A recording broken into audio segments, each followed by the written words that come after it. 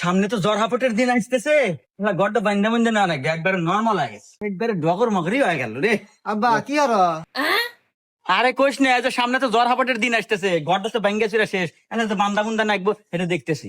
আব্বা আমরা কি ভাঙাচোরা ঘরে থাকি, তুমি বড় লোক ব্যাপারও নাই, ধনী ব্যাপারও নাই, বিল্ডিং বাড়ি থাকবো, এসি রুমে থাকবো, মজাই আলাদা। আরে বাজান, অত আশা করা ভালো না, আল্লাহ যা দেয় ওই নিয়ে সন্তুষ্ট থাকা উচিত। ও আচ্ছা আব্বা এই নাও, কি এটা? ওই আজকে পরীক্ষার রেজাল্ট দিছে আমার। ও কিরে, তুই মাত্র 33 নাম্বার পায় টেনে টেনে পাস করছু।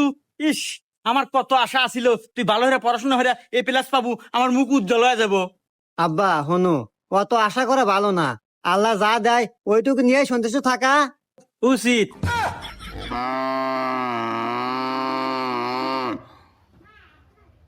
আব্বা তাহলে সন্তুষ্ট থাকো। বাইগান